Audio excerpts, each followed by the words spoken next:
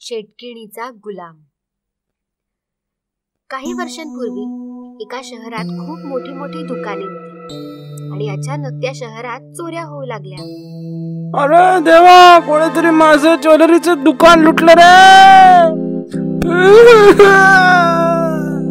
खरं म्हणजे ह्या चोऱ्या त्याच शहराच्या बाहेर असलेल्या एका गुहेत राहणारी म्हातारी चेटकीण करवून घेत होती. तिने काळी जादू करून गुड्डू नावाच्या एका माणसाला आपला गुलाम करून ठेवले होते आणि ती त्याला शहरात जाऊन चोऱ्या करायला लावत होती. छडी फिरवते, जादू करवते, आपल्या गुलामाकडून चोरी करवते. अशा प्रकारे ती चेटकीण रोज रात्री आपल्या गुलामाकडून चोऱ्या करून घेत होती. एक दिवस त्या शहरातल्या पोलीस कमिशनरने जय दीक्षित नावाच्या पोलिसाला बोलावले आणि म्हणाला, जय, शहरात खूप चोऱ्या होत आहेत. तू लवकरात लवकर या चोराला पकडावंस असं मला वाटतं. तुम्ही अजिबात चिंता करू नका सर. चोर कितीही हुशार असला तरी एक ना एक दिवशी तो पकडला जातोच. आणि मग जयनी चोराला पकडायचं प्लॅनिंग चालू केलं. त्याने शहरातल्या सगळ्या दुकानांसमोर पोलीस उभे केले. आता बघतो तो चोर कसा वाचतो ते. जशी रात्र झाली, चेटकिणीचा गुलाम चोर बाजारात आला. इथे तर प्रत्येक दुकानाबाहेर पोलीसवाले उभे आहेत. मला काहीतरी विचार करावा लागेल. तेवढ्यात त्याला एक कल्पना सुचली. चेटकीण मालकिणीला सांगतो, ती मला जादूने दुकानाच्या आत पाठवेल. चेटकीण मालकीण बाई, इथे तर प्रत्येक ठिकाणी पोलीसवाले उभे आहेत. आता तुम्हीच काहीतरी करा. छडी फिरवते, जादू चालवते, आपल्या गुलामाला दुकानाच्या आत पाठवते. चेटकिणीने असं म्हटल्याबरोबर चोर गायब झाला आणि दुकानाच्या आत गेला. इथे तर खूप सारं सोनं आहे. एवढं सोनं बघून चेटकीण मालकीण तर खूप खुश होऊन जातील.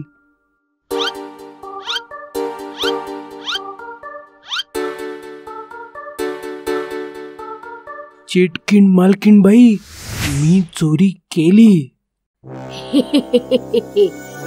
नाही सोडणार कुठलाच कोपरा.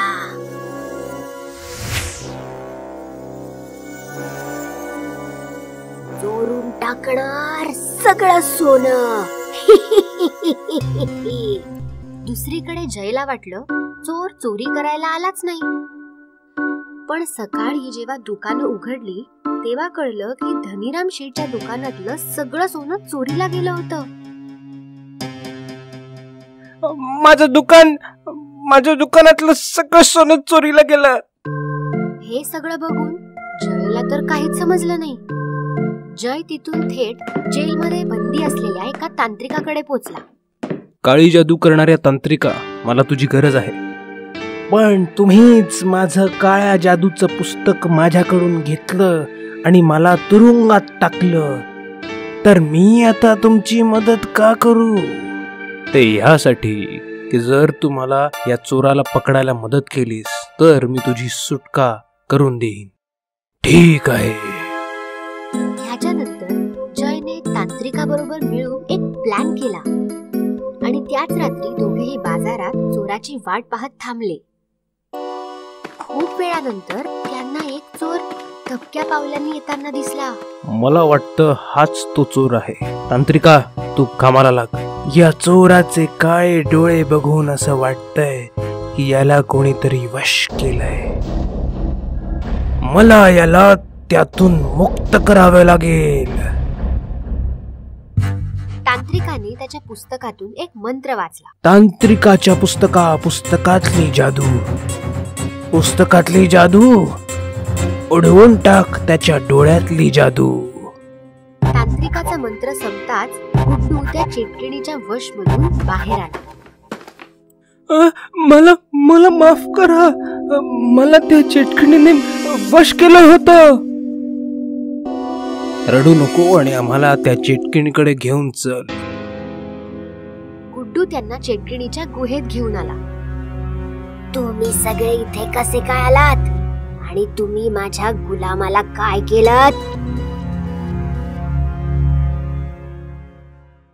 तुझा गुलाम आता मुक्त झालाय आणि हो, तू काळी जादू आणि चोरी करण्याच्या गुन्ह्यासाठी जेलमध्ये जाणार. तांत्रिका, या म्हाताऱ्या चेटकिणीवर असा मंत्र मार की तिला कधीच कुठलीच जादू करता येणार नाही.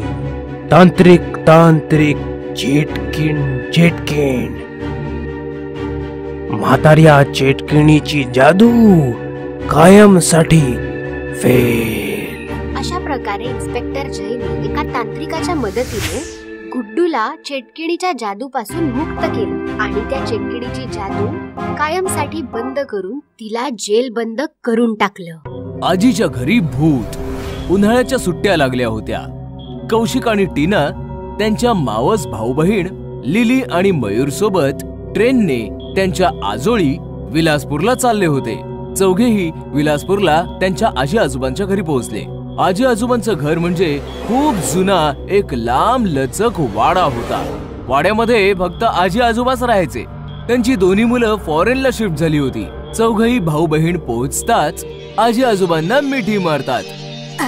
अरे, आलात माझ्या पिल्लानो. अरे, तुमच्या येण्यामुळे या सुन्या सुन्या वाड्यात जान आलीये. बाळांनो, अंग पाय धुवून फ्रेश व्हा जरा.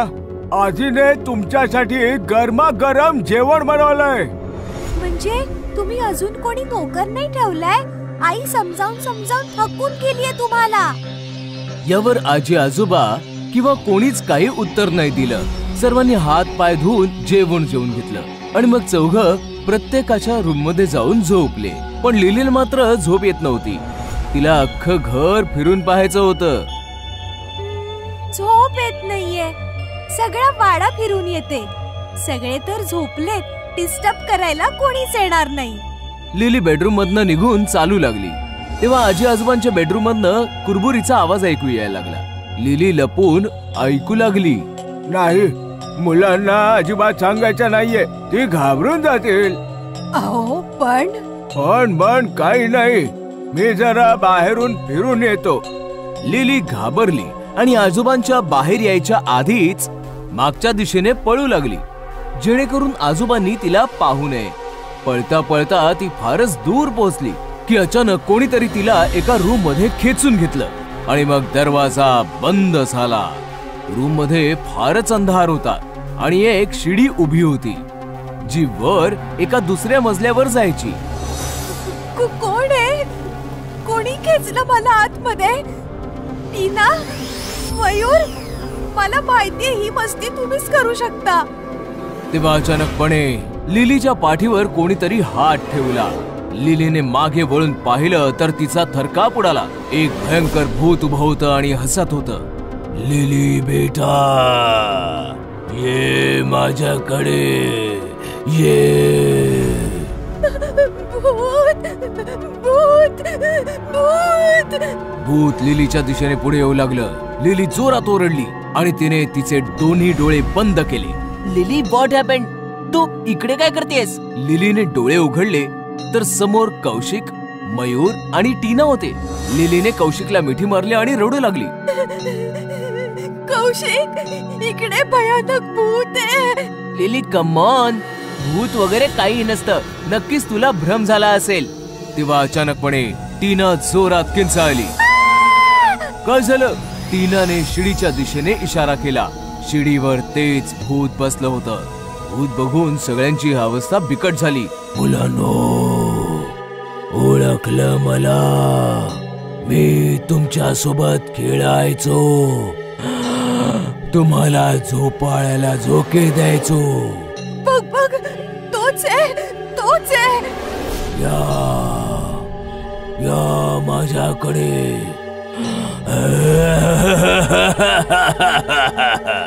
मुलं घाबरली आणि किंचाळू लागली. आजी, आजी. आजीचं नाव ऐकताच भूताला राग आला आणि मुलांच्या दिशेने चालू लागला. मुलं दरवाजापाशी गेली तर दरवाजा आपोआप बंद झाला. खबरदार, आजी आजोबांना आवाज दिला तर मी तुमचा कच्चा फरशा पाडेन. कोण आहेस तू? का मला त्रास देतोयस? भूत मुलांच्या जवळ आलं आणि त्याने कौशिकला उचलून हवेमध्ये फेकून दिलं. कौशिक जोराचा जमिनीवर आपटला.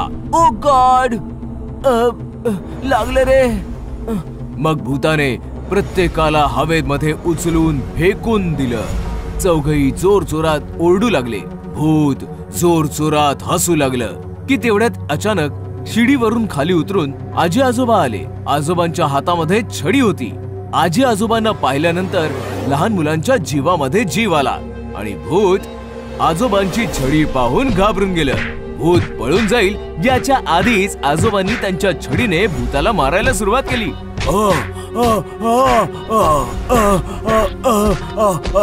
मालक मालक मला माफ करा, माफ करा. नटवर, माझ्या मुलांना त्रास देतोस? हे घे, हे घे. आणखी मारा त्याला, आणखी मारा त्याला.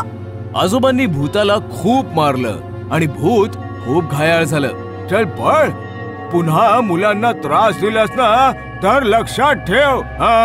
आजोबांच्या तावडीतून सुटल्यावर भूत अचानकपणे गायब झालं. बाळांनो, तुम्ही ठीक तर आहात ना? आम्ही ठीक आहोत आजी, पण हे कोण होतं? आजीने आजोबांकडे पाहिलं. सांग त्यांना, आता सांगितल्याशिवाय गत्यंतर नाही. आधी आम्ही तुम्हाला नाही सांगितलं कारण तुम्ही घाबरला असतात. ते भूत आमच्या जुन्या नोकराचं नटवरच आहे, जो 20 वर्षांपूर्वीच मेला होता. काय? हे नाव तर पहिल्यांदाच ऐकतोय.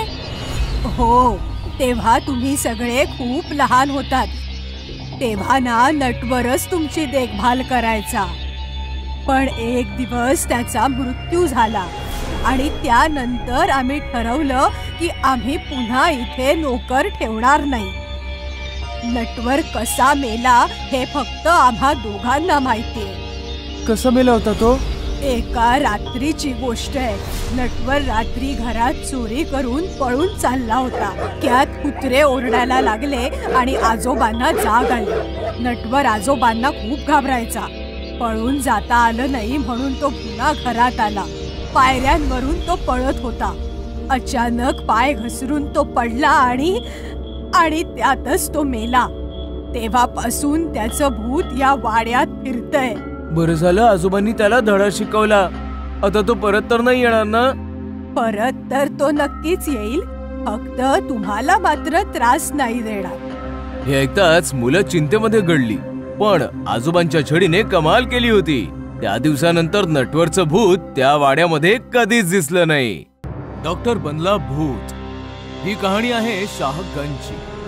शाहगंज मध्ये संजीवनी नावाचं एक हॉस्पिटल होतं, जिथे शिरीष कुमार नावाचे फार प्रसिद्ध डॉक्टर होते. सर्वांचा खूपच छान इलाज करायचे. पण हॉस्पिटलची एक फार विचित्र गोष्ट होती. हॉस्पिटलमध्ये कुठल्याही पेशंटला ऍडमिट केलं जात नसे. दिवसा इलाज व्हायचा आणि संध्याकाळच्या आधी पेशंट्सना घरी पाठवून देण्यात येईल. अंधार व्हायच्या आधी हॉस्पिटलला टाळं लागायचं. एके रात्री दिनेश नावाचा एक मुलगा इलाज करायला हॉस्पिटलमध्ये आला. रात्री इकडे इलाज होत नाही, माहित नाही का? नाही, पोटदुखीचा इलाज करायला आलोय. खूप दुरून आलोय मी, म्हणून प्रवासात पूर्ण दिवस निघून गेला. प्लीज मला आतमध्ये जाऊ द्या. डॉक्टर साहेब घरी गेलेत. हॉस्पिटलला टाळं लागलंय, दिसत नाही काय? उद्या सकाळी ये. इकडून. वॉचमॅनने दिनेशला पळवला आणि दिनेश अडचणीत सापडला. फार अपेक्षा घेऊन आलो होतो. पोटदुखीचा इलाज झाला असता तर रात्री सुखाने झोपलो असतो. पण आता या अनोळखी शहरामध्ये पोटदुखी घेऊन कुठे भटकू? तेव्हा दिनेशचं लक्ष पार्किंग मध्ये उभ्या एका कारवर गेलं. असं वाटतंय ही डॉक्टर साहेबांची गाडी आहे. म्हणजे डॉक्टर साहेब आतमध्येच आहेत. मी डॉक्टर साहेबांकडे जातो, मग ते माझा नक्कीच इलाज करतील. दिनेशने पार्किंगची भिंत ओलांडली आणि हॉस्पिटलमध्ये आला. हॉस्पिटल एकदम सुनसान होतं. सगळे बेड्स एकदम रिकामे होते. ना कुठली नर्स होती, ना ही कोणी वॉर्ड बॉय. कमाल आहे, एकही पेशंट, एकही नर्स नाही. आता डॉक्टर साहेबांची केबिन शोधायला हवी. दिनेशला केबिन मिळाली. दरवाजा ढकलून तो आतमध्ये गेला. डॉक्टर शिरीष त्याच्याकडे पाठ करून एक्सरे पाहत होते. माफ करा सर, जबरदस्तीने आतमध्ये आलो. त्रासच असा होतोय की सकाळपर्यंत वाट नाही पाहू शकत. बस तिकडे दिनेश. सॉरी सर, पण मी पहिल्यांदा तुमच्या हॉस्पिटलमध्ये आलोय. मग तुम्हाला माझं नाव कसं माहिती? तेव्हा अचानकपणे दिनेशच्या नजरा डॉक्टरांच्या पायांकडे गेल्या. डॉक्टरांचे दोन्ही पाय एकदम उलटे आणि टोकदार होते. कोण आहे तू?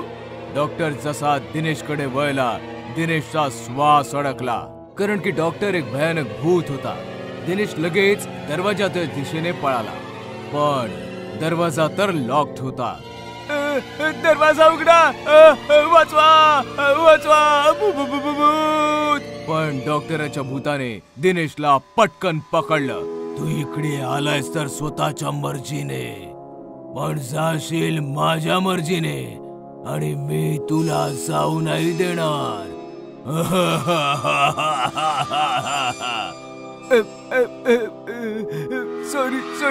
सॉरी सर, मी कोणाला काही नाही सांगणार. मी सरळ माझ्या गावी निघून जाईन. प्लीज सर, मला सोडा सर. पण भूताने काही ऐकलं नाही. त्याने दिनेशचं पोट जोरात दाबलं. दिनेश जनावरांसारखा ओरडू लागला. भूताने त्याची पकड अजून मजबूत केली आणि दिनेश ओरडत ओरडत मेला. हॉस्पिटलमध्ये अशा घटना आठवड्यातनं 1-2दा नक्कीच व्हायच्या. वॉचमॅनला धोका देऊन कोणी ना कोणी रात्री केबिन मध्ये इलाज करायला यायचं आणि भूत या डॉक्टरची शिकार व्हायचं. आणि मग सकाळ व्हायच्या आधीच वॉचमन येऊन प्रेताला जागी ठेवायचं. सकाळी सगळं काही नॉर्मल व्हायचं. Doctor Shirish Kumar normal doctor सारखे पेशंट्सची इलाज करायचे.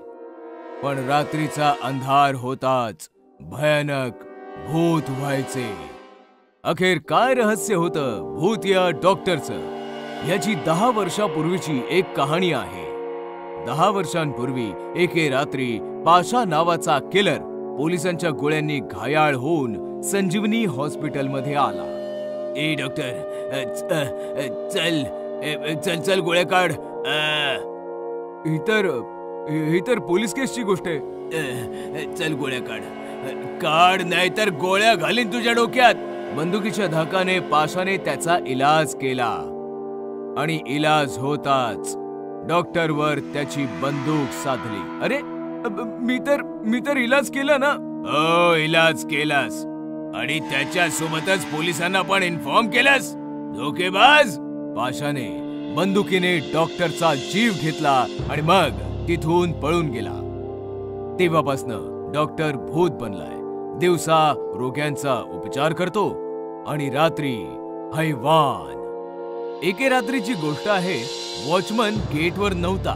गेट ओपन होता. तेव्हा एक पोलीस ऑफिसर त्याच्या बायको सोबत आला. ट्रान्सफरच्या बरोबरच तुझे आजार पण ट्रान्सफर होतात. चल आता आतमध्ये जा, मी कॉल संपवून येतो. बायको आतमध्ये गेली आणि ऑफिसर मोबाईलवर बोलू लागला. बोलता बोलता त्याचं लक्ष हॉस्पिटलच्या बोर्डकडे गेलं. संजीवनी हॉस्पिटल. शिट.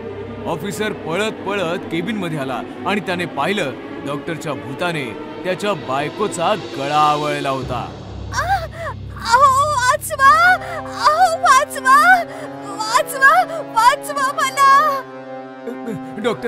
डॉक्टर सोडा, ती माझी बायको आहे. मग तू कोणता मोठा एमएलएस?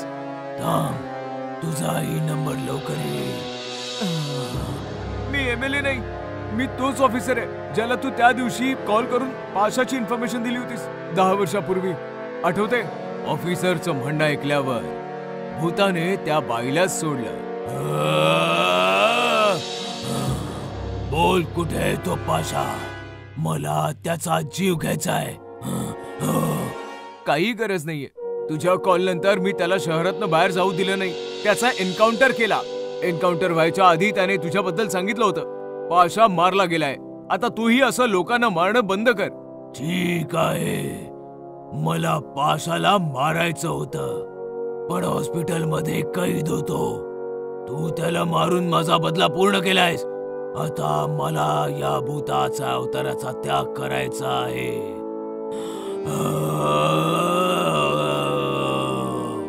असं म्हणताच डॉक्टरचं भूत जोर जोरात हसू लागलं आणि हसत हसत आसमंतात मुक्त झालं.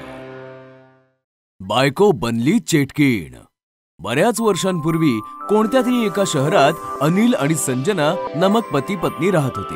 एके दिवशी त्यांच्या शेजारी रुही आणि विवेक नावाचे जोडपं राहायला आलं आणि पहिल्याच दिवशी त्यांचं संजना आणि अनिल सोबत भांडण झालं. काय तुला गाडी उभी करता येत नाही रे? काय माहित लोक गाडी विकतच कशाला घेतात. अशा प्रकारे रोज काही ना काही कारणांवरनं त्यांचं रुही आणि विवेक सोबत भांडण व्हायचं. या सगळ्याला त्रासून एक दिवशी अनिलने संजनाला म्हटलं, मी विचार करतोय आपण ही जागा सोडून दुसऱ्या ठिकाणी जाऊया राहायला. पण भांडण तर ते आपल्याशी उकरून काढतात. तुम्ही काळजी करू नका, मी उद्या रुहीशी नक्की याविषयी बोलेन. रुही, आम्ही कायम तुझ्याशी इतक्या प्रेमाने बोलतो, पण तू आमच्याशी सतत भांडत का असतेस? तुला काय म्हणायचंय? तुमच्याशी आम्ही उगाचच भांडत असतो काय? आमच्याकडे दुसरी कामं नाहीयेत का भांडण्याशिवाय? सांग बरं. अशा प्रकारे अजून एकदा त्या दोघींचं भांडण होतं. थोड्या वेळाने रुही तिकडनं निघाली आणि संजना दुखी मनाने तिकडेच बेंचवर बसली. तिकडेच एक म्हातारी आली तिच्याजवळ. पोरी, जी बाई तुझ्याशी भांडत होती ना, खरं तर ती एक चेटकीण आहे. काय? हो, शहराच्या बाहेर जंगलात एक गुहा आहे. तिथे एक खूप चांगली चेटकीण राहते. तू तिच्याकडे जा, ती तुला मदत नक्की करेल. संजना जंगलामध्ये चेटकिणीपाशी आली. तिने चेटकिणीला सगळी कहाणी सांगितली आणि म्हणाली, अगं पण मी तर खूप म्हातारी आहे, मी तुझ्या बरोबर नाही येऊ शकत. तू एक काम कर, तू मला तुझ्या शरीरात येऊ दे. तुझ्या शरीरात आले की मी तुझ्या शेजारच्या चेटकिणीला मारून टाकेन आणि मग तू मला पुन्हा इथेच आणून सोड. संजनाला चेटकिणीची ही आयडिया खूपच आवडली आणि ती लगेच तयार देखील झाली. ठीक आहे, आता तू माझ्या सोबत म्हण, माझं शरीर तुझं शरीर, माझं शरीर तुझं शरीर, एक व्हावं आपलं शरीर, एक व्हावं आपलं शरीर. संजनाचे हे शब्द उच्चारताच ती चेटकीण तिच्या अंगात शिरली आणि मग संजना चेटकिणीला घेऊन तिच्या घरी आली. चेटकीण ताई, ते बघा त्या रुही चेटकिणीचं घर. चला आपण तिच्या घरी जाऊया. तू तर खूपच भोळी आहेस.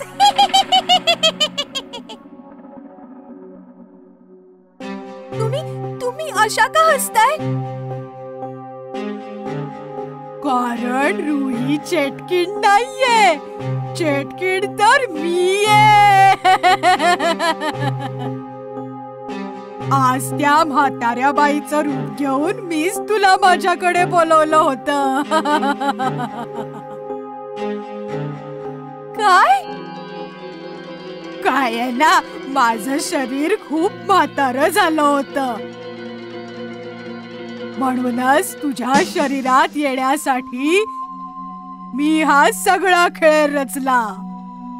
आता मी तुझं शरीर सोडून कुठेही नाही जाणार. अशा प्रकारे चेटकिणीने जाळं विणून संजनाच्या शरीरावर कब्जा केला. त्याच रात्री जेव्हा अनिलने दुसऱ्या ठिकाणी शिफ्ट व्हायची गोष्ट काढली तेव्हा चेटकीण मूळ रूपात आली आणि म्हणाली, कोण संजना? मी तर चेटकीण आहे. आता तुझ्या पत्नीच्या शरीरावर माझा ताबा आहे.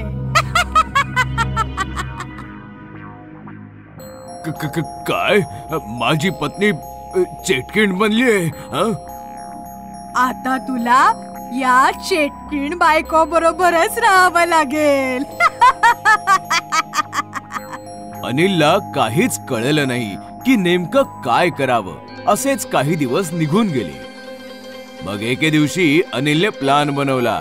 तो त्या चेटकिणीशी खूप लाडीकपणे बोलू लागला. चेटकीण बाई, हे फार बरं झालं की संजनाच्या शरीरावर कब्जा मिळाला. तशी संजना मला कुठे आवडत होती म्हणा. आजपासून तूच माझी पत्नी आहेस. काय?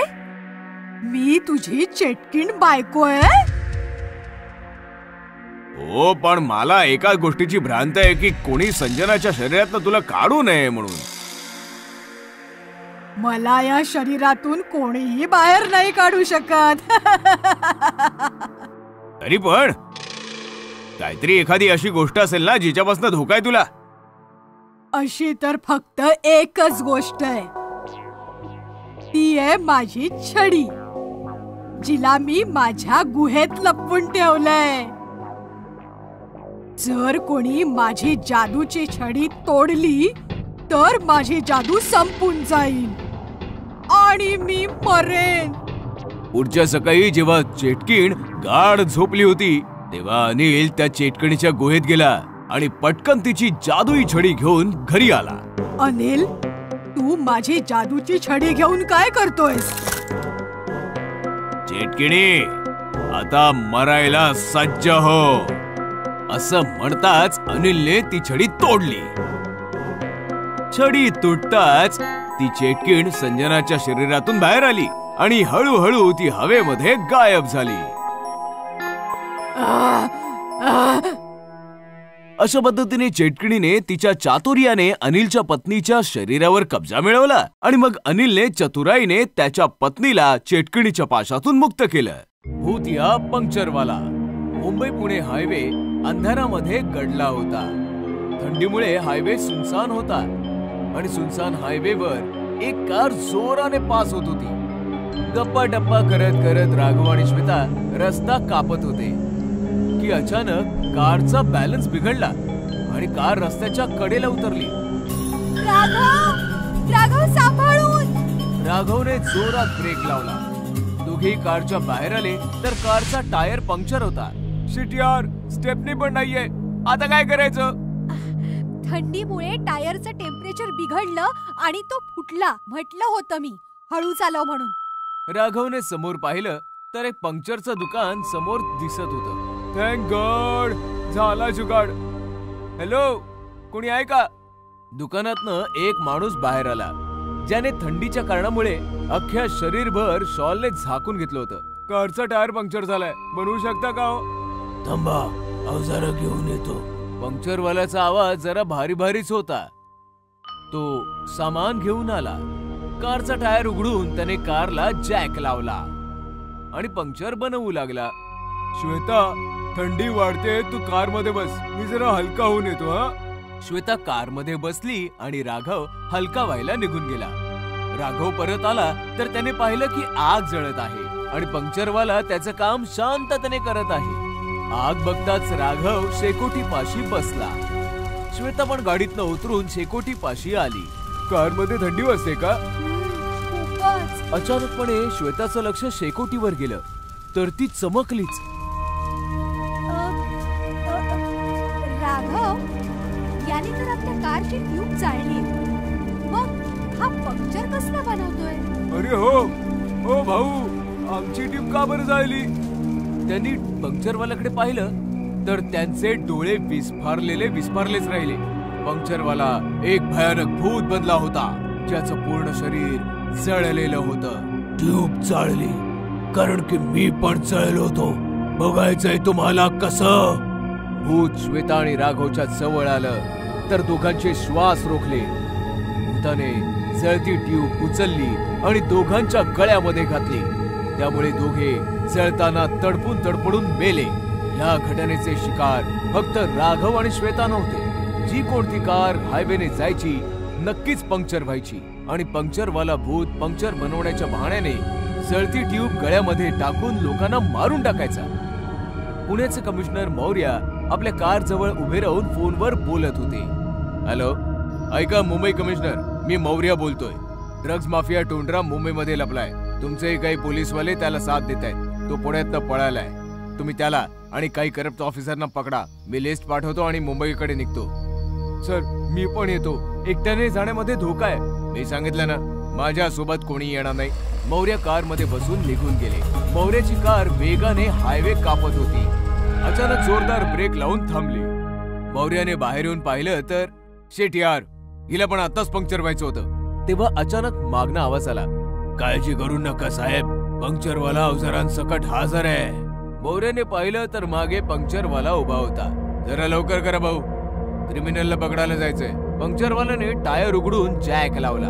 मी कार मध्ये बसतो, तू पंक्चर बनव जरा लवकर. मौर्य कार मध्ये बसले. पंक्चरवाल्याने एक ट्यूब काढून आग लावली त्याला आणि कारकडे बघत बघत हसता हसता तो भूत बनला. ट्यूब तयार होताच तो कारच्या जवळ गेला आणि म्हणाला, सर बाहेर या, टायर लावायचा आहे. तेव्हा अचानकपणे मौर्यांना कॉल आला. हॅलो, काय म्हणताय? ड्रग्ज माफिया टोंडरा पकडला गेला आणि त्याच्यासोबतचे पोलीस ऑफिसर देखील पकडले गेले. वेल डन. हो, मी पोहोचतोच आहे.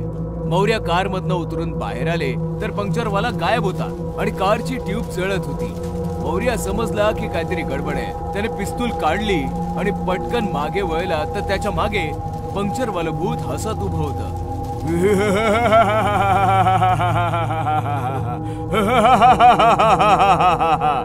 कोण आहेस तू? घाबरू नका साहेब, मी तुम्हाला काही त्रास नाही देणार. माझा बदला पूर्ण झालाय. कसला बदला? टुंड्रा आणि करप्ट ऑफिसर पकडले गेले ना. हो, पण तुला हे सर्व कसं माहिती? 2 महिन्यांपूर्वी एके रात्री टुंड्रा कार घेऊन माझ्याकडे आला होता. कारचा पंक्चर बनव, फक्त पंक्चर बनवायचा, बाकी बघायचं नाही. मी ट्यूब उघडली. ट्यूब मधून मला ड्रग्सचे पॅकेट मिळाले. मी पोलिसांना फोन केला. पोलीस आले पण ते टुंड्रा सोबत मिळालेले होते. बोललो होतो ना, दुसरीकडे लक्ष द्यायचं नाही. भटकलं ध्यान, गेली जान. याला जाळून टाक टुंड्रा, बाकी आम्ही सांभाळून घेऊ. त्या रात्री टुंड्राने पोलिसांसोबत ट्यूब आणि टायर मध्ये टाकून मला जाळून मारून टाकलं. मग मी भूत बनलो आणि माणुसकीवरनं माझा विश्वास उडाला. मी निष्पाप माणसांना मारत राहिलो. आज टुंड्रा आणि ऑफिसरांच्या अटकेची न्यूज ऐकली तेव्हा समाधान झालं. आता मी मुक्त होऊ शकतो. असं म्हणताच पंक्चरवालं भूत कायमसाठी असं म्हणतात लुप्त झालं. भूताटकीचं कपाट ही गोष्ट आहे लखनौ शहरातली. राकेशचं शिक्षण लखनौमध्येच पूर्ण झालं होतं आणि तो बँकेमध्ये मॅनेजर सुद्धा होता. लखनौमध्ये त्याने घरे विकत घेतलं होतं. काही दिवसांसाठी राकेश त्याच्या गावी गेला तर नातेवाईकांनी त्याचं लग्न विनीता सोबत लावून दिलं आणि मग राकेश विनीता लखनौला परतले. घर पाहून विनीता खूप खुश झाली आणि घराला घरपण देण्याचा प्रयत्न करू लागली. तिला एका कपाटाची गरज भासू लागली. त्यामुळे राकेशने म्युझियम मधनं एक कपाट खरेदी केलं. खूप जुनं आणि मौल्यवान दिसतंय. एखाद्या नवाबाचं असणार. एके रात्री राकेश आणि विनीता झोपले होते. अचानक विनीताची झोप उघडली. अख्ख्या घरात धूर धूर झाला होता. विनीताने कपाटाच्या दिशेने पाहिलं तर तिची शुद्ध सरपली. कपाटातून धूर येत होता. अहो उठा, कपाटाला आग लागलीये. राकेश जागा झाला. त्याने कपाट उघडलं तर कपाटामध्ये आग लागली होती. राकेशने त्याचे सगळे कपडे जमिनीवर आपटले आणि आग विझवली. अचानक आग कशी लागली? शॉर्ट सर्किट झालं असावं कदाचित. विनीताने कपाटाकडे बघितलं तर तिची शुद्ध सरपली. जमिनीवर पडलेले सगळे कपडे विनीताने चेक केले. अहो, तुमच्या एक गोष्ट लक्षात नाही आली? एवढी मोठी आग लागूनही कपाटाला काहीही झालेलं नाहीये. माझे सगळे कपडे तर अगदी नीट आहेत. फक्त तुमच्या कपड्यांना आग लागली. असं का बरं? डोक्याला जास्त त्रास देऊ नकोस. झोप आता. उद्या सकाळी कपाटाची जागा बदलू. विनीता राकेशच्या म्हणण्यानुसार झोपली घरी. पण रात्रभर तिला झोप नाही आली. रात्रभर ती कपाटाकडेच पाहत होती. सकाळी राकेशने चेक केलं. विनीताला जोराचा ताप भरला होता आणि ती शांतपणे झोपली होती. वाटतंय की सुट्टी घेऊन हिला हॉस्पिटलला घेऊन जावं लागेल. दुपारी राकेशचा कॉलेज फ्रेंड विकास आला म्हणून राकेशने त्याला त्याचं घर दाखवलं. विकासची नजर जेव्हा त्या कपाटावर गेली तेव्हा तो विचारात पडला. हे कपाट कुठेतरी पाहिल्यासारखं वाटतंय. म्युझियम मध्ये पाहिलं असेल. तिकडनं चढलंय. खूपच जुनं आणि मौल्यवान कपाट आहे. नाही यार, हो आठवलं. कॉलेजच्या दिवसांमध्ये तुझ्या नवाबाच्या घरी पेंगेस म्हणून राहत होतास ना, त्याच्याच घरामध्ये होतं हे कपाट. चल, काही पण काय, तिथं तर कपाट पण नव्हतं. अरे काय बोलतोस तू? अरे तुझ्याच रूम मध्ये तर होतं. अरे यार, मी कशाला तुझ्याशी वाद घालतोय? एक नंबरचा विसराळू आहेस. रात्री जेवलेलं सकाळी लक्षात नाही राहत. एके संध्याकाळी विनीता इस्त्री केलेले कपडे कपाटात ठेवायला गेली. जसं तिने कपाटाचा दरवाजा उघडला, एक प्रेत खाली पडलं. विनीता जोराने किंचाळली. राकेश जेव्हा तिकडे पोहोचला, विनीता म्हणाली, कपाटातून प्रेत पडलंय. कुठे प्रेत? विनिताने जमिनीवर पाहिलं, तिकडे काहीच नव्हतं. आता तर पडलं होतं कपाटातून. तुझी तब्येत ठीक नाहीये, भ्रम झाला असेल. विनिता राकेशला बिलगून रडू लागली. मला खूप भीती वाटतेय, मला माझ्या माहेरी जायचंय. राकेशने मान्य केलं आणि तिला घेऊन बस स्टॉपवर आला. विनिता बसमध्ये बसून तिच्या माहेरी निघून गेली आणि मग राकेश घरी आला. विनिताच्या सोबत घराचं घरपण पण गेलं. चला कपडे बदलून जेवून घेतो मी. राकेश कपडे बदलण्यासाठी बेडरूम मध्ये आला तर तिथलं दृश्य बघून तो चकित झाला. एक स्त्री बिछाण्यावर झोपली होती. कोण आहेस तू? घरात कशी आलीस? ती स्त्री जशी राकेशकडे वळली, घाबरून जोरात राकेश किंचाळला. ती स्त्री भयंकर भूत होती. मी नाही आले, तू मला आणलंयस या कपाटासोबत. म्हणजे विनिता खरं सांगत होती? हो, खरं बोलत होती ती, अगदी खरं. कोण आहेस तू? काय पाहिजे तुला? बदला, मला मारलंयस तू. आठव जरा नवाबाचं घर, 5 वर्षांपूर्वीची ती रात्र जेव्हा तुझा मित्र विकास मला तुझ्यासाठी विकत घेऊन आला होता. तिचं म्हणणं ऐकल्यावर राकेश 5 वर्ष मागे गेला. तेव्हा त्याला ती रात्र आठवली. ऐश कर माझ्या राजा, मागडा माल आहे. नवाब येणार तर नाही ना? कोणी नाही येणार, मी निघतो. विकास गेल्यावर राकेशने दरवाजा बंद केला आणि त्या स्त्रीपाशी येऊन बसला. तिला स्पर्श करणार की अचानक दरवाजावर ठकठक झाली. ओ गॉड, नवाब आलाय. तू पटकन कपाटात लप, पटकन. ती स्त्री कपाटात लपली आणि राकेशने दरवाजा उघडला तर बाहेर नवाब उभा होता. काय चाललं आहे? अभ्यास सुरू आहे माझा नवाब साहेब. तुमच्या गावाहून फोन आला होता, तुमच्या वडिलांचा मृत्यू झालाय. वडिलांच्या मृत्यूची बातमी ऐकून तू तर गावी निघून गेलास, पण मी मात्र त्या कपाटामध्ये गुदमरून मेले आणि सडले. नवाब मरतास कपाटात कैद असलेलं माझं भूतही म्युझियम मध्ये पोहोचलं. आणि चमत्कार तर बघ ना, आज मी या कपाटासोबतच तुझ्या समोर उभी आहे. तुझ्यामुळे मी मेले, इतकी वर्ष कपाटात कैद होऊन राहिले. आता तुला माझ्या सोबत यावं लागेल. मला माफ कर, मी विसरलो होतो की तू कपाटात बंद आहेस. राकेश आर्जव करू लागला तर तिने तिचा हात पुढे केला. राकेशने तिच्या डोळ्यांमध्ये पाहिलं आणि तो वश झाला. ती त्याला घेऊन हळूहळू कपाटाच्या दिशेने सरकू लागली. कपाटाच्या जवळ येताच अचानकपणे दरवाजा उघडला आणि दोघे आत गेले. कपाटाचा दरवाजा बंद झाला आणि जिवंत राकेश त्या भूतणीसोबत कपाटामध्ये कधीही न परतण्यासाठी कैद झाला.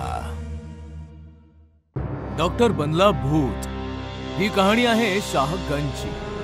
शाहगंजमध्ये संजीवनी नावाचं एक हॉस्पिटल होतं, जिथे शिरीष कुमार नावाचे फार प्रसिद्ध डॉक्टर होते. सर्वांचा खूपच छान इलाज करायचे. पण हॉस्पिटलची एक फार विचित्र गोष्ट होती. हॉस्पिटलमध्ये कुठल्याही पेशंटला ऍडमिट केलं जात नसे. दिवसा इलाज व्हायचा आणि संध्याकाळच्या आधी पेशंट्सना घरी पाठवून देण्यात येईल. अंधार व्हायच्या आधी हॉस्पिटलला टाळं लागायचं. एके रात्री दिनेश नावाचा एक मुलगा इलाज करायला हॉस्पिटलमध्ये आला. रात्री इकडे इलाज होत नाही, माहित नाही का? नाही, पोटदुखीचा इलाज करायला आलोय. खूप दुरून आलोय मी, म्हणून प्रवासात पूर्ण दिवस निघून गेला. प्लीज मला आतमध्ये जाऊ द्या. डॉक्टर साहेब घरी गेलेत, हॉस्पिटलला टाळं लागलंय, दिसत नाही काय? उद्या सकाळी ये. इकडून. वॉचमॅनने दिनेशला पळवला आणि दिनेश अडचणीत सापडला. फार अपेक्षा घेऊन आलो होतो. पोटदुखीचा इलाज झाला असता तर रात्री सुखाने झोपलो असतो. पण आता या अनोळखी शहरामध्ये पोटदुखी घेऊन कुठे भटकू? तेव्हा दिनेशचं लक्ष पार्किंग मध्ये उभ्या एका कारवर गेलं. असं वाटतंय ही डॉक्टर साहेबांची गाडी आहे. म्हणजे डॉक्टर साहेब आतमध्येच आहेत. मी डॉक्टर साहेबांकडे जातो, मग ते माझा नक्कीच इलाज करतील. दिनेशने पार्किंगची भिंत ओलांडली आणि हॉस्पिटलमध्ये आला. हॉस्पिटल एकदम सुनसान होतं. सगळे बेड्स एकदम रिकामे होते. ना कुठली नर्स होती, ना ही कोणी वॉर्ड बॉय. कमाल आहे, एकही पेशंट, एकही नर्स नाही. आता डॉक्टर साहेबांची केबिन शोधायला हवी. दिनेशला केबिन मिळाली. दरवाजा ढकलून तो आतमध्ये गेला. डॉक्टर शिरीष त्याच्याकडे पाठ करून एक्सरे पाहत होते. माफ करा सर, जबरदस्तीने आतमध्ये आलो. त्रासच असा होतोय की सकाळपर्यंत वाट नाही पाहू शकत. बस तिकडे दिनेश. सॉरी सर, पण मी पहिल्यांदा तुमच्या हॉस्पिटलमध्ये आलोय. मग तुम्हाला माझं नाव कसं माहिती? तेव्हा अचानकपणे दिनेशच्या नजरा डॉक्टरांच्या पायांकडे गेल्या. डॉक्टरांचे दोन्ही पाय एकदम उलटे आणि टोकदार होते. कोण आहे तू? डॉक्टर जसा दिनेशकडे वळला, दिनेशचा श्वास अडकला, कारण की डॉक्टर एक भयानक भूत होता. दिनेश लगेच दरवाजाच्या दिशेने पळाला, पण दरवाजा तर लॉक्ड होता. दरवाजा उघडा, वाचवा वाचवा, भूत. पण डॉक्टराच्या भूताने दिनेशला पटकन पकडलं. तू इकडे आलायस तर स्वतःच्या मर्जीने, पण जाशील माझ्या मर्जीने, आणि मी तुला जाऊ नाही देणार.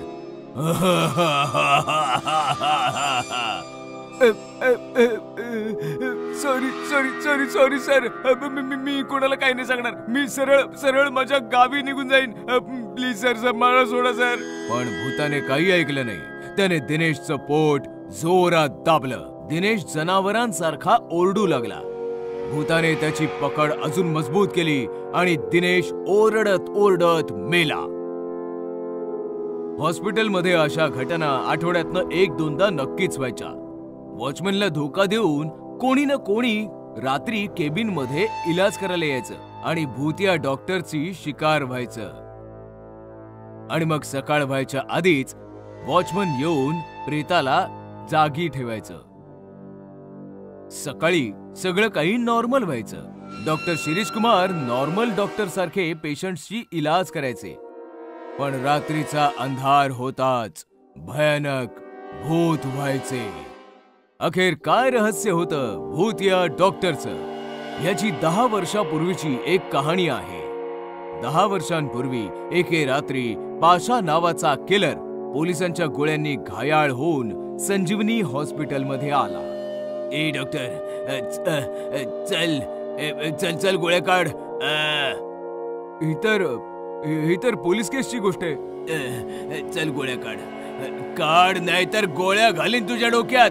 बंदुकीच्या धाकाने पाशाने त्याचा इलाज केला आणि इलाज होताच डॉक्टरवर त्याची बंदूक साधली. अरे मी तर इलाज केला ना. हो, इलाज केलास आणि त्याच्या सोबतच पोलिसांना पण इन्फॉर्म केलास. धोकेबाज. पाशाने बंदुकीने डॉक्टरचा जीव घेतला आणि मग तिथून पळून गेला. तेव्हापासनं डॉक्टर भूत बनलाय. दिवसा रोग्यांचा उपचार करतो आणि रात्री हैवान. एके रात्रीची गोष्ट आहे. वॉचमन गेटवर नव्हता. गेट ओपन होता. तेव्हा एक पोलीस ऑफिसर त्याच्या बायको सोबत आला. ट्रान्सफरच्या बरोबरच तुझे आजार पण ट्रान्सफर होतात. चल आता आतमध्ये जा, मी कॉल संपवून येतो. बायको आतमध्ये गेली आणि ऑफिसर मोबाईलवर बोलू लागला. बोलता बोलता त्याचं लक्ष हॉस्पिटलच्या बोर्डकडे गेलं. संजीवनी हॉस्पिटल. शिट. ऑफिसर पळत पळत केबिन मध्ये आला आणि त्याने पाहिलं डॉक्टरच्या भूताने त्याच्या बायकोचा गळा आवळला होता.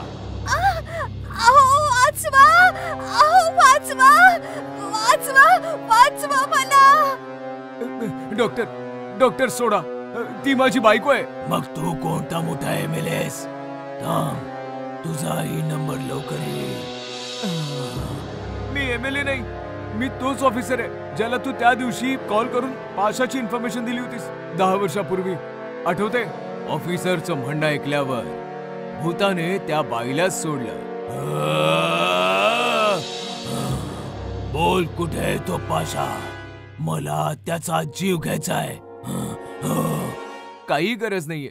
तुझ्या कॉल नंतर मी त्याला शहरातनं बाहेर जाऊ दिलं नाही. त्याचा एन्काउंटर केला. एन्काउंटर व्हायच्या आधी त्याने तुझ्याबद्दल सांगितलं होतं. पाशा मारला गेलाय. आता तूही असं लोकांना मारणं बंद कर. ठीक आहे, मला पाशाला मारायचं होतं, पण हॉस्पिटलमध्ये कैद होतो. तू त्याला मारून माझा बदला पूर्ण केलायस आता मला या भूताचा अवताराचा त्याग करायचा आहे.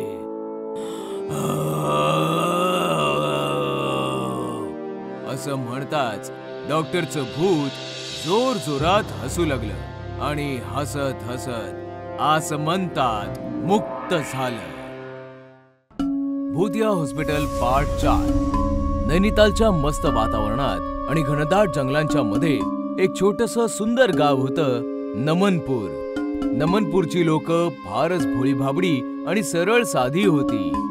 2 वर्षांपूर्वी नमनपूरमध्ये लहान मुलांचं सरकारी हॉस्पिटल उघडलं होतं. लहान मुलांना घेऊन गावातली माणसं त्यांचा इलाज करायला यायची. पण अचानक हॉस्पिटलच्या विषयी लोकांच्या मनात भीती निर्माण झाली. कारण की हॉस्पिटलमधून दर रात्री दररोज लहान मुलांच्या रडण्याचा भयंकर आवाज ऐकू यायचा. आई आई ये ना, मला इकडनं घेऊन जा ना. आई आई ये ना, मला इकडनं घेऊन जा ना. आई आई ये ना. एका गावकऱ्याने तर हॉस्पिटलच्या खिडकीमध्ये उभ्या असलेल्या छोट्या छोट्या मुलांची भूतं पण पाहिली. याच विषयी बेभान झालेल्या गावकऱ्यांनी हॉस्पिटलमध्ये जाऊन डॉक्टरांना विचारलं. तेव्हा डॉक्टर म्हणाले, हे बघा, हा भ्रम आहे तुमचा, असं काही नाहीये. काय ग लीला? हो सर, हा गावकऱ्यांचा भ्रमच आहे. लीला हॉस्पिटलमध्ये नर्सचं काम करायची. पण साहेब, तुमच्याच हॉस्पिटलमधनं बरीचशी मुलं गायब झालेली आहेत, त्यांचं काय? हे बघा, आमचं काम आहे इलाज करणं. मुलांची काळजी घेणं हे तुमचं काम. खेळता खेळता पडले असेल कुठल्या तरी दरीत, आमचं काय घेणं देणं आहे? एके दिवशी शीला नावाची एक बाई तिचा मुलगा छोटू सोबत हॉस्पिटलमध्ये आली. डॉक्टर साहेब, कालपासून छोटूच्या पोटात दुखतंय. डोंट वरी, मी औषधं लिहून देतो, बाहेरून घेऊन या. ठीक आहे छोटू, चल औषध घेऊन येऊया. नाही आई, मी नाही येणार, अजून दुखेल मला. बरं ठीक आहे, नर्स मॅडम छोटूकडे लक्ष द्या. हो नक्कीच, जा तुम्ही. शीला औषधं आणायला निघून गेली. लिली पण काही कामानिमित्त आतमध्ये निघून गेली आणि छोटू तिकडेच डॉक्टरच्या केबिन मध्ये बसून राहिला. अचानकपणे छोटू जिकडे बसला होता त्याच्या बाजूला रिमोट कंट्रोलची एक कार आली. छोटूने डॉक्टरकडे पाहिलं तर डॉक्टर एका फाईल मध्ये बिझी होते. छोटू कार उचलायला खाली वाकला तेवढ्या ती कार पळून गेली आणि कारच्या मागे छोटूही पळू लागला. कार एका रूमच्या आतमध्ये गेली. मग छोटू पण त्याच्या मागे मागे आतमध्ये गेला. त्या रूम मध्ये लीला लपून बसली होती. जसा तो लहान मुलगा आतमध्ये गेला, लीला बाहेर आली आणि तिने रूमचा दरवाजा बाहेरून लॉक केला. डॉक्टरने हसत हसतच लीलाकडे पाहिलं. पोपट पिंजऱ्यात कैद झालाय. इथे आतमध्ये बिचारा छोटू कारचा पाठलाग करता करता आणखी दुसऱ्या खोलीमध्ये गेला. तिथे आतमध्ये फार अंधार होता. जसा तो आतमध्ये गेला त्या रूमचा दरवाजा आपोआप बंद झाला. छोटूने पाहिलं त्या रूम मध्ये फारच अंधार आहे आणि बरेचसे भूतिया छोटी छोटी बाळं छोटूकडे बघून रडत आहेत. त्यातील एक बाळ फार भीतीदायक आणि रागाने छोटूकडे पाहत होता. त्याच्या हातामध्ये कारचा रिमोट होता. त्याने रिमोटने कार छोटूच्या मागे पुढे फिरवून त्याला घाबरवू पाहिलं. आमच्या जगामध्ये तुझं स्वागत आहे. चला ना, आपण बाहेर जाऊन खेळूया सगळे. ही कार पण सोबत घेऊया. छोटूची हिंमत बघून भूतिया बाळ टेन्शन मध्ये आलं. आम्ही सगळे या जगातून कधीच बाहेर नाही येऊ शकत. थोड्या वेळानंतर तूही आमच्या या जगाचा हिस्सा बनणार आहेस. डॉक्टर आणि नर्स मिळून तुझं ऑपरेशन करतील. तुझे सगळे ऑर्गन्स काढून तुला याच रूम मध्ये दफन करतील. तिथे शीला औषध घेऊन आतमध्ये आली तेव्हा तिने पाहिलं की छोटू केबिन मध्ये नाहीये. नर्स मॅडम, माझा छोटू कुठे आहे? काय मस्करी करताय तुम्ही? आता 5 मिनिटापूर्वी तुम्ही त्याला घेऊन गेलाय. हे तुम्ही काय बोलताय मॅडम? मी तर इथे त्याला तुमच्याकडे सोडून औषध घ्यायला गेले होते. बघा, आमच्याशी वाद घालू नका, आम्हाला बरीच काम आहे. ही एकदा शीला रडू लागली आणि जोर जोरात ओरडू लागली. छोटू, छोटू, कुठे आहेस तू? छोटू, अरे छोटू, कुठे आहेस तू? इथे भूतिया मुलांसोबत अडकलेल्या छोटूने त्याच्या आईचा आवाज ऐकला आणि तोही ओरडू लागला, आई, मी इकडे आहे, मी आतमध्ये आहे, आई. तुझा आवाज तुझ्या आईपर्यंत नाही पोहोचू शकत. पण पोलिसांपर्यंत तर पोहोचू शकतो ना? म्हणजे डोंट वरी, माझी आई काही साधीसुधी आई नाही. ती IPS शिलावती आहे, नैनिताल पोलीस. असं म्हणतात छोटूने त्या रूमची खिडकी उघडली आणि बाहेर उभे असलेल्या पोलीस फोर्सला इशारा केला. छोटूचा इशारा मिळताच लपलेली पोलीस फोर्स खिडकीतनं आत आली. पोलिसांना पाहताच सर्व भूतिया मुलं घाबरू लागली. हे बघा मुलं, घाबरू नका. आम्हाला कळलं की या हॉस्पिटलमध्ये लहान मुलांच्या अवयवांचे ऑर्गन्स विकून ब्लॅक मार्केटिंग होते. म्हणूनच छोटू आणि IPS शिलावती मॅडमच्या सोबत मिळून आम्ही डॉक्टरांना पुराव्यांसकट पकडण्यासाठी आम्ही ऑपरेशन अरेंज केलं होतं. चल आमच्या सोबत. नाही सर, आम्ही मेलेलो आहोत. आम्हा सर्वांची शरीरं याच रूम मध्ये दफन आहेत. म्हणूनच तर आमच्या आत्मा याच रूम मध्ये कैद आहेत. आता त्या बाहेर नाही येऊ शकत. फक्त आता एक काम करा, त्या डॉक्टर आणि नर्सला पकडल्याच्या नंतर या हॉस्पिटलला जाळून टाका, जेणेकरून आम्हाला सर्वांच्या आत्म्याला मुक्ती मिळेल. चिंता नको करू, आम्ही असंच करू. छोटू, तू खूप हिम्मतवान आहेस. आज तुझ्यामुळे आम्हाला मुक्ती मिळेल. थँक्स छोटू. सर्व भूत मुलं हात जोडून छोटू समोर उभी राहिली. हे बघताच छोटू इमोशनल झाला. चल छोटू, आता आपल्याला ते काम करायचंय ज्यासाठी एवढं सगळं आपण नाटक केलं. भूतबळाने डोकं हलवलं आणि रूमचा दरवाजा आपोआप उघडला. मग पोलीस आणि छोटू दुसऱ्या दरवाजापाशी आले. पोलिसांनी बंद दरवाजा तोडला आणि ते सर्व सरळ डॉक्टरांच्या केबिन मध्ये पोहोचले. पोलीस फोर्सला अचानक आपल्या समोर असं बघून डॉक्टर्स आणि नर्स घाबरले. अरेस्ट करा या सगळ्यांना. पोलीस फोर्सने डॉक्टर आणि नर्स दोघांनाही पकडलं. मम्मा, यांचं काम तर झालं. आता या हॉस्पिटलला जाळून त्या मुलांना मुक्ती द्यायची.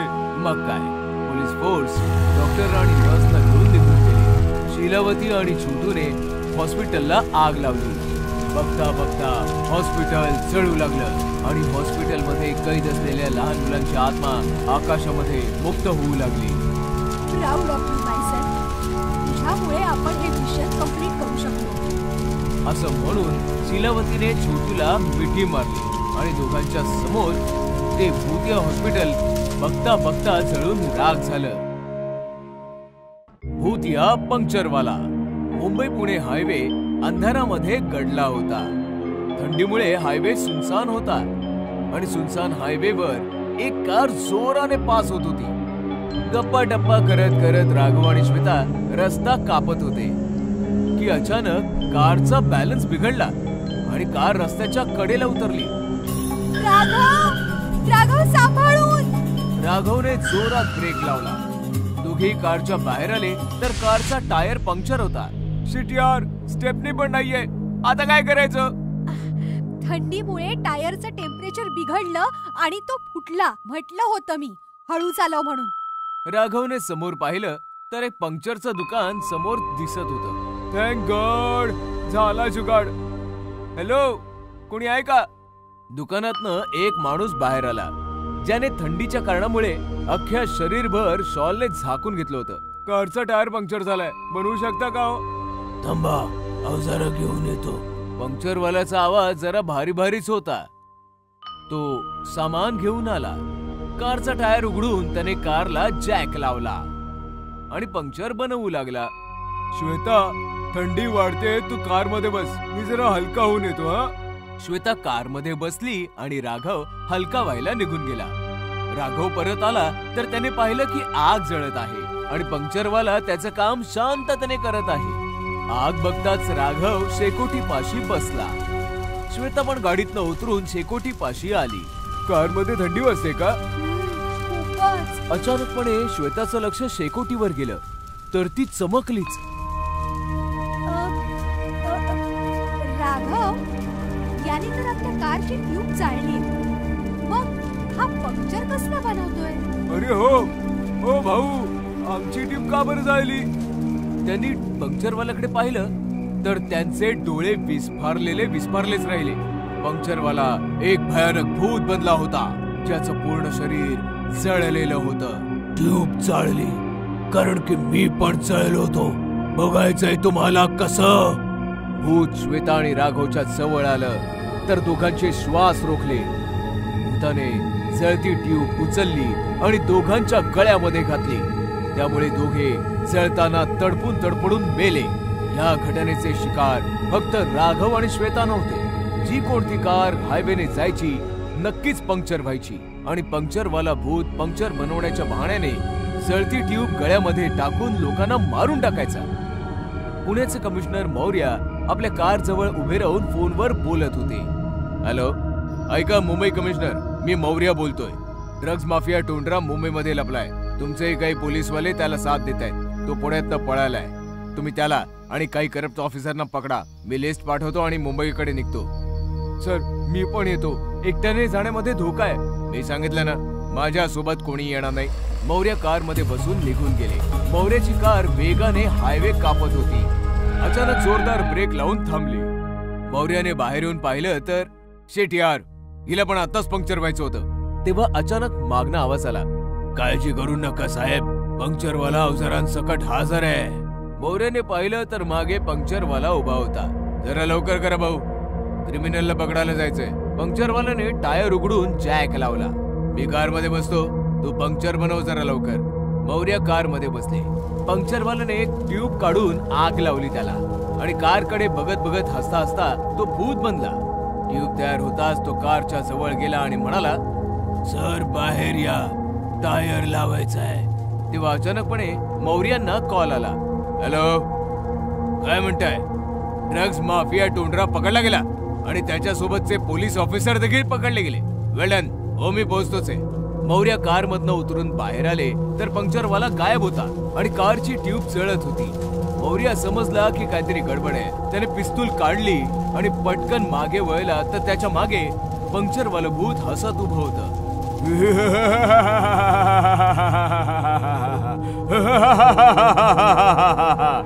कोण आहेस तू? घाबरू नका साहेब, मी तुम्हाला काही त्रास नाही देणार. माझा बदला पूर्ण झालाय. कसला बदला? टोंडरा आणि करप्ट ऑफिसर पकडले गेले ना.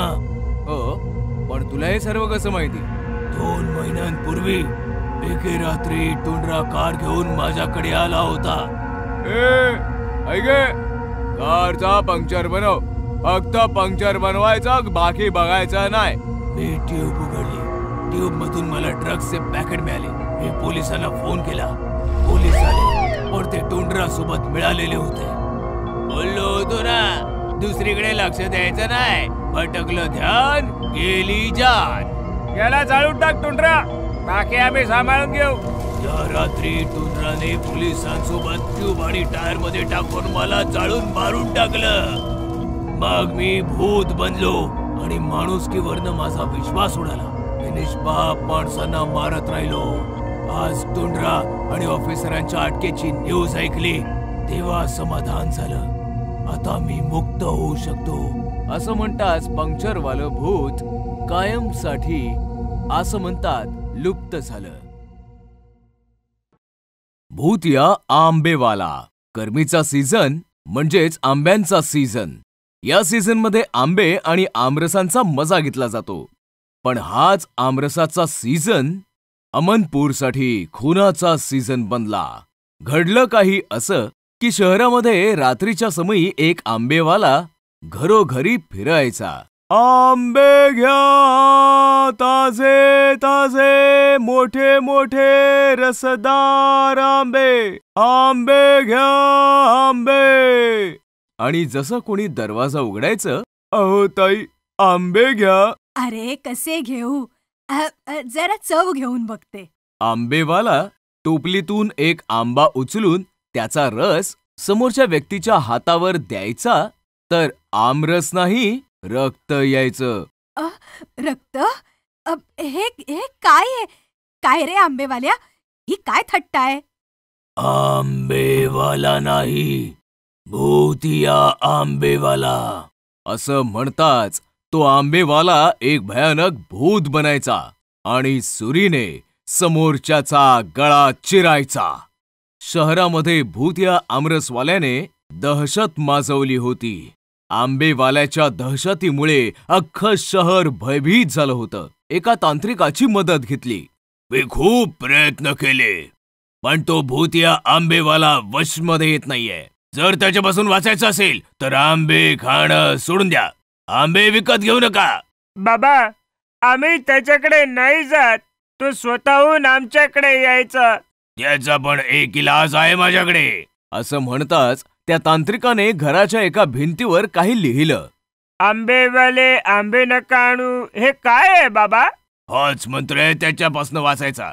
शहराच्या सर्व भिंतींवर हा मंत्र लिहा. तो आंबेवाला तुमच्या घरामध्ये कधीही नाही येणार. बाबांनी लिहिलेला तो मंत्र अख्ख्या शहरभर पसरला. लोकांनी भिंतींवर लिहायला सुरुवात केली, आंबेवाल्या आंबे आणू नकोस. आणि कमालच झाली. ना त्या दिवसानंतर कोणी आंबेवाल्याला पाहिलं आणि नाही आंबेवाला कोणाच्या घरी गेला. पण लोकांच्या मनात त्या आंब्यांची भीती बसली होती. कोणीही आंबे विकत घेत नव्हतं. अमनपूरमध्ये आंबे खाणं आता काही साधारण गोष्ट नव्हती. एके रात्री विशाल आणि रीटा दोघे भाऊ बहीण भरपूर सामानासह रेल्वे स्टेशनवरून शहरामध्ये आले. ओहो, एक टॅक्सी नाही मिळत आहे. विचित्रच शहर आहे. बरं झालं बाबा 20 वर्षांपूर्वीच हे शहर सोडून मुंबईला शिफ्ट झाले. मला तर हे शहर खूप आवडतं. या शहरात आपलं पिढीजात घर जे आहे. राहू दे राहू दे. तू तर असं बोलतोयस जसं काही तूच त्या घरात राहिलायस. पहिल्यांदाच आई बाबांना न सांगता समरमध्ये चिल मारायला आपण इकडे आलोय. आपल्याला तर हे पण नाही माहित की आपलं घर कुठे आहे, त्याची अवस्था काय आहे. कुणाला तरी विचारूया. अगं तो बघ, नाक्यावर तो आंबेवाला आहे. नाक्याच्या मधोमध एक आंबेवाला टोपलीत आंबे घेऊन बसला होता. दोघे जण त्या आंबेवाल्याच्या दिशेने चालू लागले की तेवढ्यात त्यांची नजर भिंतीवर पडली. आंबेवाल्या, आंबे आणू नकोस. अरे, हे काय लिहिलंय सगळ्या भिंतींवर? हे पण त्या आंबेवाल्यालाच विचारूया ना. चल. दोघेही आंबेवाल्याच्या दिशेने गेले. आंबेवाला हताश बसला होता. दादा, हे गल्ली नंबर 14 आणि घर नंबर 7 कुठे? आंबेवाल्याने एका खुणेने एका गल्लीच्या दिशेने इशारा केला. थँक्स हा दादा. दादा, सगळ्या भिंतींवर ही विचित्र अशी स्लोगन का लिहिली आहे? आंबेवाले आंबे आणू नका, हेच ना? मॅडम, तुमचा विश्वास नाही बसणार. हा भूताप्रेताचा मामला आहे. भूत प्रेत? ऐको ना बाबा. अहो, आम्हाला ऐकायचंय. ही गोष्ट 20 वर्षांपूर्वीची आहे. शहरामध्ये एक गरीब आंबेवाला घरोघरी जाऊन आंबे विकायचा. एके रात्री त्याने एका घराची बेल वाजवली. साहेब, आंबे घ्या ना. नकोयत मला. साहेब, घ्या ना. गरीब माणूस आहे साहेब. अच्छा, चाखून बघू दे मला. साहेब, आता रस सांगतो तुम्हाला. रस नाही, आंबे कापून खायला घाल. आंबेवाल्याने एक आंबा कापून खायला घातला. साहेब, कसा आहे? मजा नाही आली मला. अजून खायला घाल. आंबेवाल्याने अजून एक आंबा खायला घातला. त्या माणसाने पुन्हा तोंड वेंगाळलं. असं करता करता आंबेवाल्याने टोपलीतील सर्व आंबे खायला घातले. मजा नाही आली मला. वळ इकडून. साहेब, पैसे तरी द्या मला. टोपली रिकामी झाली माझी. अरे, कसले पैसे देऊ तुला? चल निघ. आंबेवाल्याला खूप राग आला आणि त्याने सुरी काढली. अरे, तुझी लायकी नाही भिकाऱ्या. मला चाकू दाखवतोस? या चाकूने तुझ्या खून करून टाकेन. हा? काय होणार होतं? त्या बदमाशाने त्या आंबेवाल्याला सुरीने मारून टाकलं. मग तो आंबेवाला भूत बनला आणि लोकांना घरोघरी जाऊन मारू लागला. त्याच भूतापासून वाचण्यासाठी भिंतींवर हे लिहिलं गेलंय. How sad. आता तर तुमच्याकडून पण कोणी आंबे विकत घेत नसेल ना? डोंट वरी, मी तुमच्याकडून आंबे विकत घेऊ. हो, पण आधी आम्ही चाखून नक्की बघणार. आता तुम्हाला आंब्याचा रस खाऊ घालतो. हात पुढे करा बरं. दोघांनी हात पुढे केले आणि आंबेवाल्याने रस काढायला सुरुवात केली. पण आंब्यातून आमरस नाही निघाला. रक्त आलं. रक्त? ही काय थट्ट आहे? मस्करी नाही, बदला. घरांचे दरवाजे बंद झाले तर मग काय? आता मी रस्त्यावर राज्य करेन, हाहाकार माजवेन. असं म्हणताच तो आंबेवाला भयंकर भूत बनला. मग विशाल आणि रीटा थरथर कापू लागले. भूत भूत. आम्हाला सोडून द्या. आम्ही तुमचं काय बिघडवलंय? तू नाही, तुझ्या बापाने मला माझ्या चाकूने मारणारा मुंबईला पळणारा लफंगा आणि कोणी नाही, तुमचाच बाप आहे. हे ऐकताच विशाल आणि रीटा आश्चर्यचकित झाले. तेवढ्यात भूताने त्याची रक्ताळलेली सुरी काढली आणि दोघांवर वार करायला सुरुवात केली. सपासप वारांमुळे दोघेही घायाळ झाले आणि तडफडून तडफडून मरून गेले.